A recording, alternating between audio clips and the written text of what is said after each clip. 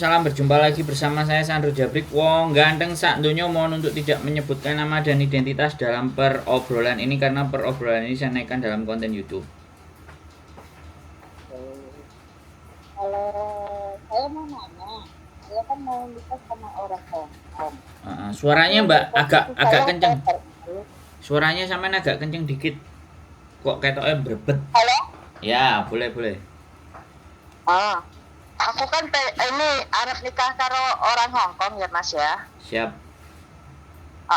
Tapi aku sekarang paper. Itu gimana itu syaratnya? Nggak masalah. Mau paper mau OS boleh. Jadi gini. Udah belum? Pertanyaannya cuman itu aja. Syarat-syaratnya gimana? Bisa bantu nggak? Ya bisa. Saya syaratnya saya cerita sampai syarat sampai nanti kan tujuannya ke dependen kan. Tujuannya pasti akan ke sana, arahnya ke dependen visa dan bagaimana seperti apa penggambarannya tak jelasin. Jadi gini Mbak, kalau untuk menikah ya, yang dibutuhkan kertas paper sampean sama suami itu KTP Hongkong sama paspor. Itu kalau untuk menikah, syaratnya cuma dua. Cuman itu aja syaratnya. Nah, sampean berdua daftar di lembaga nikah, ya kan?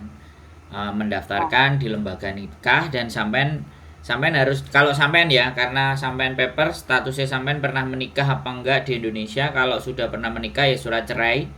Kalau belum pernah menikah ya surat keterangan single dari kepala desa dan KUA. Boleh. Ya wes. Tapi kalau misalnya ada akte cerainya bisa toh?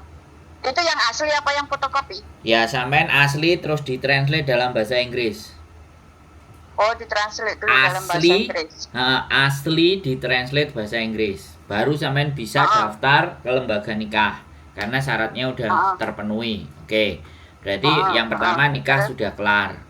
Terus setelah menikah kelar kan dapat merit register. Nah, untuk menikahnya itu sampean daftar online. Jadi harus appointment ke merit register. Nah, saya boleh saran kalau sampean daftar ke merit register yang lebih enak itu biasanya di Satin sama Dunmun, tidak banyak persyaratan, atau Sungwan O atau Sungwan O, jadi 3.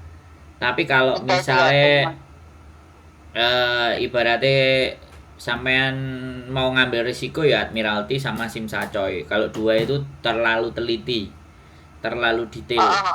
Jadi Satin, Sungwan O atau sampean satu lagi Dunmun. 3 merit register itu lebih soft, lebih enak. Saya rekomendasi di situ. Nah, sampean appointment. Berarti yang lebih enak yang gimana tadi? Saya tak ngomong dulu, sampean itu dengerin dulu. Ya, sampean dengerin baik-baik ya. Sampean ini nanya ya kan. Jadi biar saya nggak ngulangin berkali-kali. Sungwan O, Satin, Dunmun. 3. 3. Nah, usahakan nanti kalau appointment, soalnya sampai nanti begitu masuk ke webnya merit register, sampai pilih mana kalau sudah, ya kan?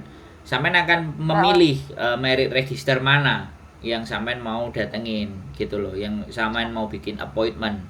Nah, itu ya, satu itu. Setelah appointment baru sampai datang. Ya, sampai datang itu sampean datang berdua boleh, itu jauh lebih bagus, bawa semua dokumen aslinya.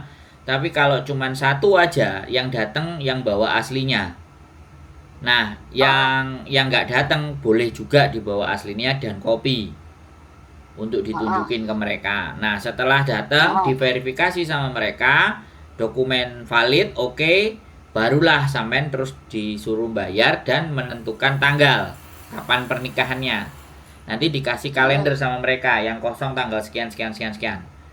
Nah, setelah sampean ketemu tanggalnya, deal, terus nanti sampean suruh bayar, habis bayar terus sampean suruh cari 2 saksi.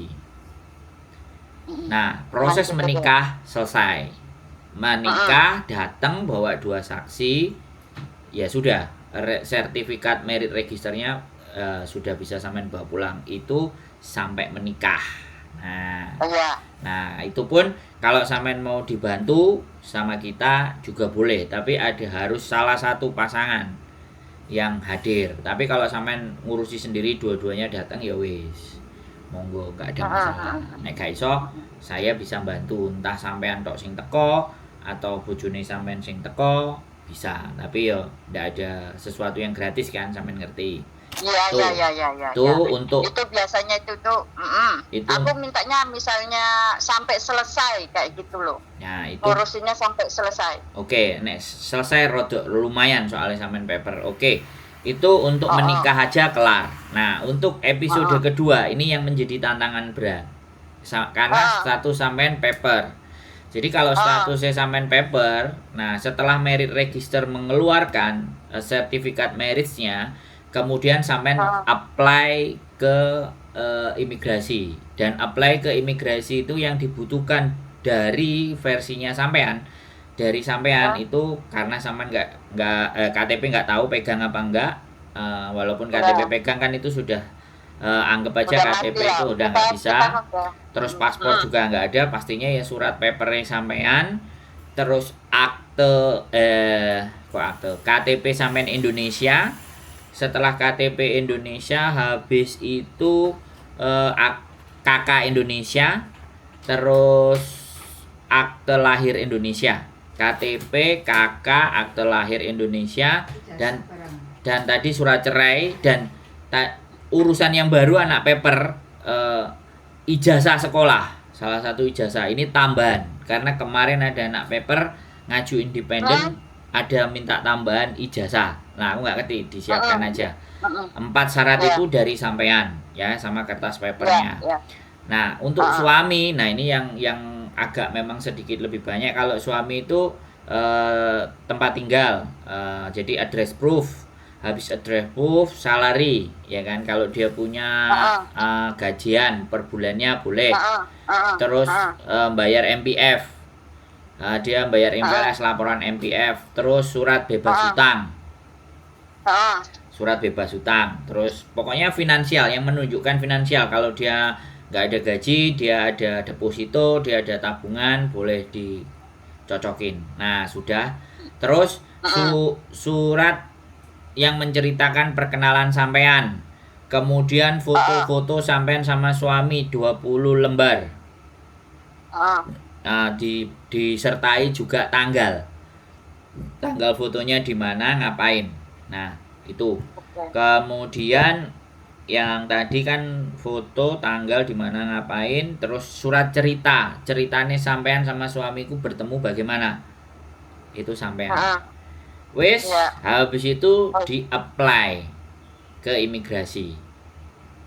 Nah, untuk status paper ini memang agak lama, bisa sampai 1 tahun, bisa sampai 2 tahun tergantung. Nah, akan kondisi ini cepat semisalnya sampean punya keturunan dengan suami, itu lebih cepat.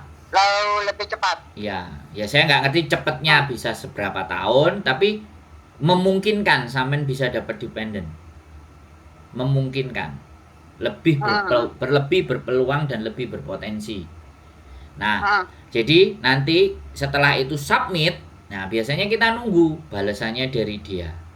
Agak beberapa lama, kita nggak bisa make sure ya, imigrasi nyurati sampean lagi, karena prosesnya belum berhenti. Cerita saya ini kan sampai in the end visa sampean mau akan di approve, imigrasi pasti manggil sampean terus meminta paspor sampean. Nah, di sini baru nemu kendala agak ruwet ya.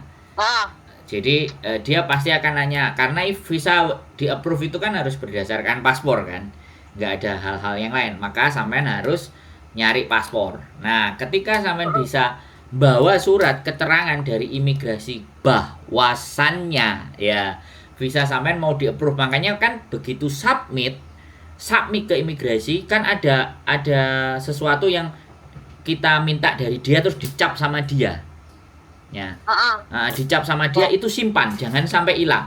Nanti tujuannya untuk apa? Bahwa kita sudah submit 1 tahun yang lalu misalnya, terus kita meminta ke KJRI, ini buktinya dan ini mau dikeluarkan visa saya. Makanya saya meminta kalau misalnya paspornya sampean kan sudah tidak di tangan di lembaga sana ya. Kalau sampean bisa datang di lembaga sana, lembaga CIC atau apapun itulah yang sampean daftar paper, Sampean bisa menunjukkan surat dari imigrasi dan dia bisa memberikan paspor sampean, enak. Kita lihat masa berlakunya bagaimana. Kalau masih jalan, oke. Tapi kalau masa berlakunya nggak jalan, automatically sampean harus ke KJRI meminta SPLP. Ya. Setelah sampean dapat SPLP itu ngomongnya pulang. Ya. Jadi ini banyak sekali yang teman-teman paper itu ngerasa nggak mau pulang Indonesia, kalau sudah pulang Indonesia nggak bisa balik. Sebenarnya itu asumsi yang sangat salah, ya, asumsi yang salah, pikiran yang salah kaprah. Jadi di saat sampean paper minta ke KJRI SPLP pulang, ya, kalau memang ada surat dari imigrasi yang menyatakan mau keluar visanya, ya kan, visanya mau keluar, enak, ya enak. Jadi KJRI tetap harus ngeluarin surat SPLP itu karena kita minta. Tapi kalau itu nggak keluar, pasti akan ada sedikit keributan sama KJRI karena kita otomatis ya dia nggak mau ngeluarin asal kecuali SPLP dan kita pamitnya pulang. Oke? Karena SPLP itu kan dikasih tenggang waktu sampai 1 tahun, ya kan? Di SPLP itu tercantum 1 tahun. Nah, ketika sampean sudah dapat SPLP sampean bawa ke imigrasi. Ya, SPLP dibawa ke imigrasi. Nah, setelah di imigrasi visa sampean kan turun tuh, ya. Visa kertas sampean turun, sampean sebaiknya pulang dan sampean bikin paspor di Indonesia. Ya. Habis pulang bikin paspor di Indonesia ketemu, nanti imigrasi akan menentukan tanggal berapa sampean bisa balik Hong Kong. Nah, setelah itu sampean balik Hong Kong di waktu yang di waktu yang mereka tentukan. Habis itu paspor sampean bikin di Indonesia yang baru. Habis itu pindah tempelkan ke visa sampean. Sudah. Proses itu sudah selesai, sampean jadi dependent visa. Wis, sekarang apa yang ingin sampean tanyakan? Penjelasannya kalau mau diulang lagi tak ulang lagi. Enggak, kalau itu udah jelas. Maksud aku gini loh, kalau bisa bantu sampai selesai itu tuh saya mau keluar biaya berapa gitu enaknya. Jadi saya kan siap-siap. Aku minta bantunya sampai selesai lah. Soalnya ini butuh waktu, Mbak. Bisa sampai 1 tahun, bisa sampai 2 tahun. Karena sekali lagi saya nggak bisa menentukan. Nah, ini yang sulit untuk berbicara angka. Kalau misalnya memasukkan, ya kan, memasukkan dokumen dan bikin dokumen dan semuanya itu saya bisa hitung, saya bisa prediksi. Tapi begitu keluarnya, terus ibaratnya karena sudah bayar biasanya kan nuntut. Aku sudah bayar, kamu tanya ke imigrasi, dan itu tidak bisa jadi wewenang saya, nggak bisa yang saya lakukan.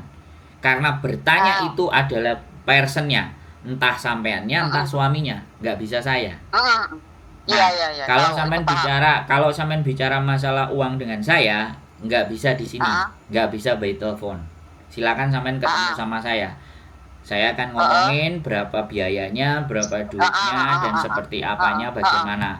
Terus yang kedua, saya juga cerita, ketika sampean sudah mau menikah, otomatis pengambilan paspor di CIC atau apapun itu juga tidak bisa saya lakukan. Jadi walaupun saya dibayar, itu ada hal-hal yang tidak bisa saya lakukan, yang harus sampean sendiri yang melakukan. Yang penting kan jalannya kemana itu kan saya yang nggak paham. Ya kalau itu, ya makanya kalau itu kita bisa ngikut nemenin gitu loh. Tapi untuk mempertanyakan sendiri kepada mereka itu yang bersangkutan. Hong Kong soalnya seperti itu. Jadi Hong Kong itu kenapa nggak ada calo, nggak ada makelar, ya, kecuali prosesnya teman-teman, karena majikannya kan teman-teman nggak seberapa kenal. Itu imigrasi masih ngasih agent, namanya agency, ya kan. Tapi kalau urusan yang kayak gini sebenarnya menurut saya loh ya nggak ada makelar, karena bayarin makelar pun nanti yang bersangkutan itu suruh datang sendiri. Banyak yang komplain bayar pengacara mahal-mahal, alhasil juga kita disuruh jalan sendiri. Nah itu kan kekecewaan loh. Makanya saya bicaranya sama-sama di depan, karena ini persoalan uang tidak bisa kita nggak sampaikan secara benar. Nah kalau sampean memang sampean boleh datang ke rumah, ayo kita ngobrol. lebih enak lagi. Nanti minta alamatnya aja. Nanti kapan kita akan janjian? Boleh Nanti kalau saya cari waktu ya. boleh, nggak ada Nanti. masalah ngobrol. Yang Karena penting kan, aku jalur-jalurnya itu kan yang penting itu tuh apa kayak gitu oh ya istilahnya. Tapi kalau misalnya gini loh, kalau KTP kita yang di Indo ya kita belum pernah bikin, itu gimana? Makanya sampean ketemu sama saya, banyak hal yang kemungkinan sampean itu pasti nggak ada dokumennya, bisa jadi. Iya. Kalau ataupun ada, biasanya ada blidru-blidrunya. Oke? Ya udahlah, oke. Nanti kasih aja alamat, nanti kita janjiannya ketemu. Oke, siap. Oke, makasih ya. Yo. Selamat siang. Selamat siang. Oke teman-teman, keep stay tune YouTube channel and see you next video. Bye bye. Oke. Yes.